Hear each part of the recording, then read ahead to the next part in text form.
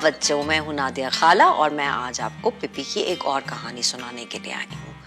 पिपी चाय की दावत पर गई। टॉमी और अनीका की अम्मी ने अपनी सहेलियों को चाय की दावत पे बुला रखा था। उस दिन उन्होंने ढेर सारे बिस्किट बनाए थे और उन्होंने सोचा था कि क्यों ना पिपी को भी बुलाया जाए। उन्होंने ये सोचा था कि इस तरह बच्चे ज्यादा शरारतें नहीं करेंगे और वो मेहमानों की खातिरदारी ज्यादा अच्छी तरीके से कर सकेंगे। टॉमी और अनीका ने अपनी अम्मी की ये बात सुनी तो खुशी से फूले नहीं समाये और उसी वक्त पिपी को दावत पे बुलाने के लिए भागते हुए उसके घर पहुंचे। पिपी उस वक्त एक पुराने से डब्बे से पौधों को पानी डाल रही थी। हालांकि उस दिन बारिश भी होती रही थी, इसलिए टॉमी ने पिपी को बताया कि अभी पानी डालने का कोई फायदा नहीं है, तुम तो चुप ही रहो। वो नाराजगी से बोली, मैं सारी रात सोचती रही थी कि सुबह उठकर पौधों को पानी डालूंगी, अब तो मैं वो ही करूंगी जो मैंने सोचा था। उसी वक्त अनीका ने पिपी को अपने घर पर चाय की दावत दे डाली। दावत मुझे? वो खुशी से उछल पड़ी। उसे इतना भी नहीं पता चला कि वो पौधों के बजाय अब टॉमी पे पानी डाल रही थी। मुझे तो पता भी नहीं है कि दावत में कैसे जाते हैं, अगर मैंने कोई गड़बड़ कर दी तो? हाँ ये तो है, अनीका ने उसकी हाँ में हाँ मिलाई। नहीं तुम फिक्र मत करो, पिपी बोली, इस बार मैं पूरी कोशिश करूंगी कि कोई गड़बड़ ना हो। मैं देख रही हूँ कि लोग ऐसा सोच रहे हैं कि मैं तमीज का मुजाहरा नहीं कर सकती हूँ, हालांकि मैं बहुत ज्यादा कोशिश कर रही हूँ। मैं तुमसे वादा करती हूँ कि इस बार सचमुच पूरी कोशिश करूंगी और अच्छी बच्ची बनूंगी ताकि तुम्हें मेरी वजह से शर्मिंदगी ना हो। ठीक है, बस फिर 3 बजे दोपहर को हम तुम्हारा इंतजार करेंगे।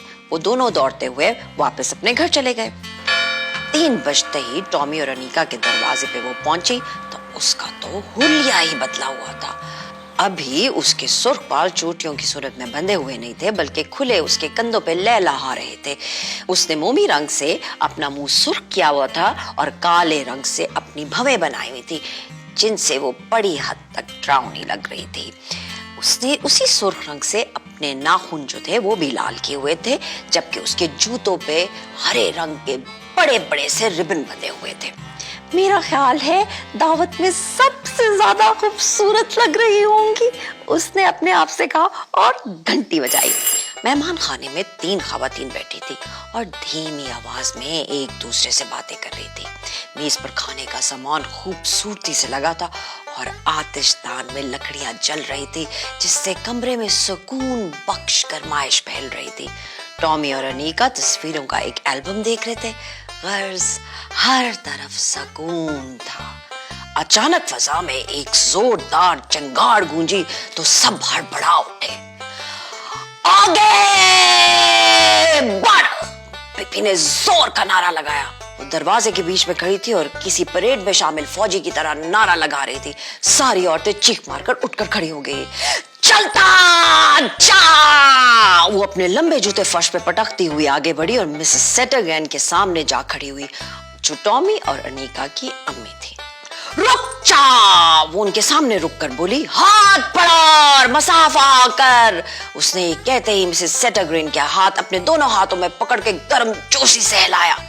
नीचे झुक! उसने एक घुटना मोड़कर फर्श पर नीचे झुकते हुए कहा और मुस्कुराई। शुक्र है मिस, अगर आपने मेरी इतनी गर्म जोशी से इस्तकबाल ना किया होता तो मैं तो कभी अंदर ना आ पाती, मुझे तो बहुत शर्म आती। ये कहते ही वो दीगर खवातीन की तरफ बढ़ी और चट्टाख पट्टाख उनके गालों के ऊपर प्यार कर डाला। उम्मीद है आपको पसंद आया होगा, उसने उनकी आंखों में झांककर प्यार भरे लहजे में कहा। एक बार पिपी ने किसी को ऐसे करते हुए देखा था और उसका ख्याल था कि मुहज्जब लोग ऐसा ही करते हैं। अभी हर एक हक्का बक्का उसको देख ही रहा था कि वो उछल कर सामने रखी हुई सबसे अच्छी कुर्सी पे जा बैठी। मिसेस सेटरग्रीन सटपटा गई। उनका ख्याल था कि टॉमी और अनीका के साथ पिपी बच्चों के कमरे में चली जाएगी और वहां खेलेगी, लेकिन पिपी तो उधर ही जम के बैठ गई। फिर उसकी नजर खाने की टेबल पर जम गई और बेख्तियार उसके मुंह से निकला, ये सब तो बड़े मजे का लग रहा है, हम ये कब खाएंगे? उस वक्त कमरे में नौकरानी दाखिल हुई। उसका नाम एला था। उसके हाथ में नफीस सी चायदानी थी। मिसेस सेटरग्रेन ने एला को देखते ही सबको मेज की तरफ मधु कर लिया। पिपी ने फौरन आवाज लगाई, वो छलांग मार के मेज तक पहुंची और इससे पहले कि कोई और मेज तक पहुंचता, फटाफट अपनी प्लेट को लबालब भरकर वापस कुर्सी तक आ पहुंची थी। उसने प्लेट में केक, बिस्किट और सब कुछ भर लिया था। उसने अपनी चाय के कप में 5 चम्मच चीनी भी उंडेल ली थी और दूध दानी में रखा हुआ आधा दूध भी डाल लिया था। उसके बाद पिपी ने अपने पांव फैलाए, प्लेट को घुटनों और जूतों की नोक पर टिकाया और फिर हर एक की तरफ से बेखबर होकर खाने में मगन हो गई।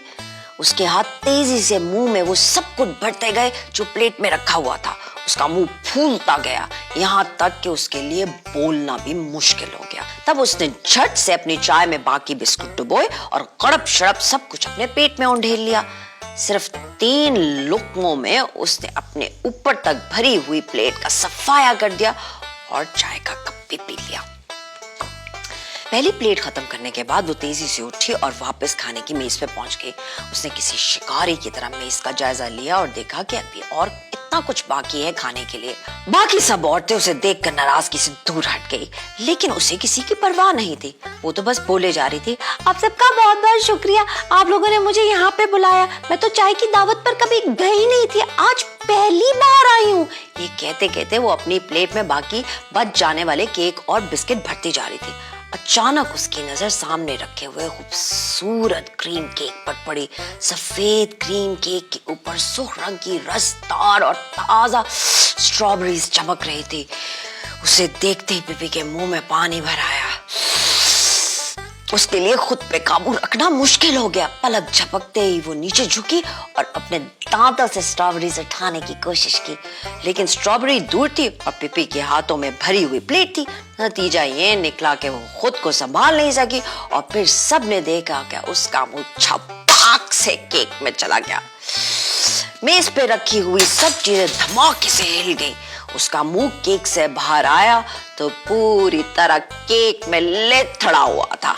केक से उसकी आंखें भी बंद हो गई थी। पिपी ने जोरदार कहका लगाया,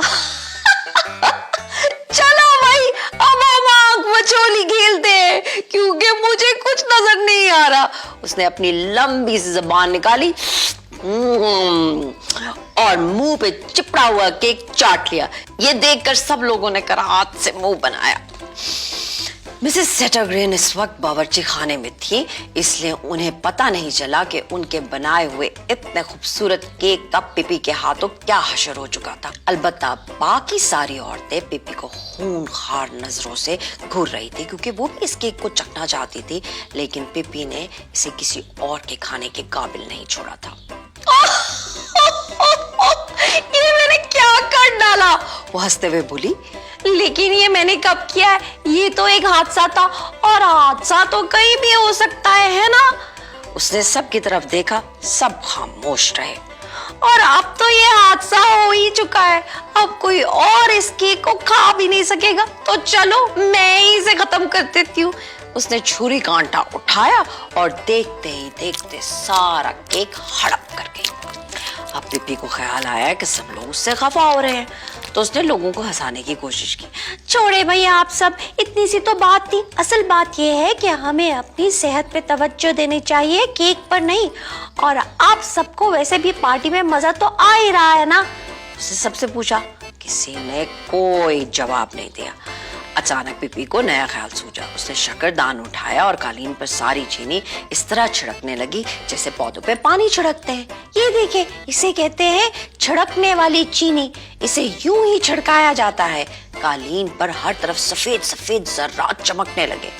और ये देखें, चीनी पे चलने में भी कितना मजा आता है। वो अपने लंबे लंबे जूते लेकर कालीन पे फैली हुई चीनी पर चलने लगी। उसी वक्त मिसेस सेटरग्रीन कमरे में वापस आ गई। उन्होंने कमरे का हाल देखा तो गुस्से से लाल पीली हो गई। आगे बढ़कर उन्होंने पिपी का बाजू पकड़ा और उसे खींचते हुए ले जाकर टॉमी और अनीका के बराबर सोफे पर पटक दिया। उसके बाद वो अपने मेहमानों की तरफ मुतवज्जा हुई और उन्होंने चाय का दूसरा कप पेश किया। बातें करते करते उन्होंने देखा कि उनका बनाया हुआ क्रीम केक खत्म हो चुका है, तो उनके चेहरे पे मुस्कुराहट फैल गई। उन्हें लगा कि मेहमानों को उनका बनाया हुआ केक बहुत पसंद आया, जभी तो वो फटाफट उसे खत्म भी कर चुके थे। पिपी, टॉमी और अनीका आपस में चुपके चुपके बातें करने लगे। उधर मेहमान औरतों ने भी मिसेस सेटर ग्रीन से इधर उधर की बातें शुरू कर दी। फिर जैसे कि ऐसी दावतों में होता है, औरतों ने बातों बातों में अपनी घरेलू मुलाजमाओं का जिक्र छेड़ दिया।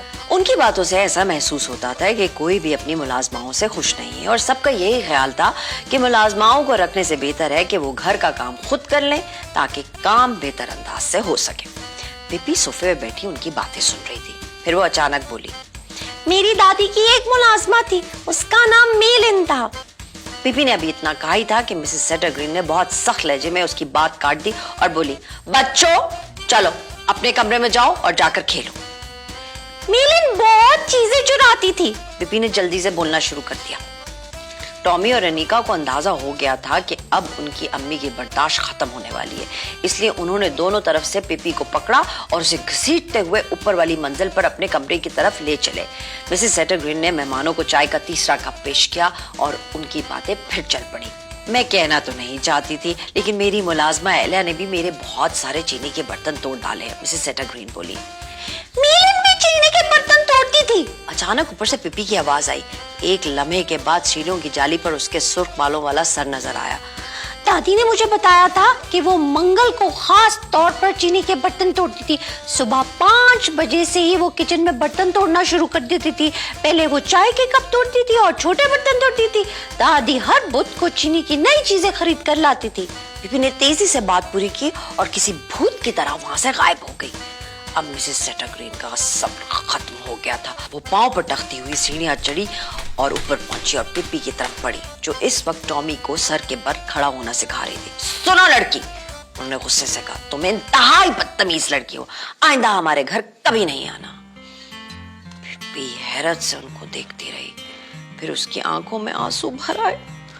मुझे पता था मैं कभी तमीज का मुजाहरा नहीं कर सकती, वो रोते हुए बोली। मुझे कोशिश भी नहीं करनी चाहिए थी, मैं कभी कुछ नहीं सीख सकती। काश मैं अब्बा के साथ समंदर पे ही रहती। इतना कहकर उसने मिसेस सेटर ग्रीन को खुदाफिज कहा, टॉमी और अनीका से हाथ मिलाया और आहिस्ता आहिस्ता सीढ़ियां उतर के बाहर की तरफ आ गई। यहाँ से उसने देखा अब बाकी औरतें भी अपने घर जाने की तैयारियां कर रही थी। उन्होंने अपने हैट और कोट पहन लिए थे। कितनी बुरी बात है कि तुम लोग अपनी मुलाजमाओं को पसंद नहीं करती, वो सीढ़ियों पर बैठ के बुड़बुड़ा रही थी। अब सारी औरतें जाने के लिए बिल्कुल तैयार थी। उन्होंने मिसेस सेटर ग्रीन को अलविदा कहा। पिपी भी उन्हें देखकर वापस मिसेस सेटर ग्रीन के पास पहुंची और धीरे से बोली, मुझे माफ कर दे प्लीज, मैं तमीज नहीं दिखा सकी आपको, खुदाफिज। फिर उसने अपने बड़े से हैट को छुआ और सारी औरतों के साथ चलती हुई बाहर निकल आई। हर एक अपने अपने घर की तरफ रवाना हो गया। पिपी भी अपने घर की तरफ चल पड़ी, लेकिन अभी वो औरतें थोड़ी ही दूर गई थी कि उन्हें अपने पीछे भागते हुए कदमों की आवाज आई। ये पिपी थी जो तेजी से दौड़ती हुई आ रही थी। मैं ये बात तो बताना ही भूल गई थी, उसने फूली हुई सांसों के साथ कहा। जब मेलिन चली गई थी तो दादी बहुत उदास हुई थी। एक दिन मंगल की सुबह मेलिन सिर्फ 12 कप ही तोड़े थे जब वो समंदर की तरफ चली गई थी। उस दिन दादी को बाकी बर्तन खुद ही तोड़ने पड़े थे। उस दिन के बाद दादी मेलिन को कभी नहीं मिली। दादी को इस बात का बड़ा अफसोस था। कितने दुख की बात है ना, किसी की इतनी अच्छी मुलाजमा गुम हो जाए। ये कहकर पिपी मुड़ी और बाकी औरतें भी तेजी से अपने घर की तरफ चल पड़ी। अभी वो कुछ दूर ही गई थी कि एक बार फिर उन्हें पिपी की गला फाड़ कर चिल्लाती हुई आवाज सुनाई दी, और आपको पता है वो मेलिन बिस्तर के नीचे झाड़ू नहीं मारा करती थी। कहानी खत्म।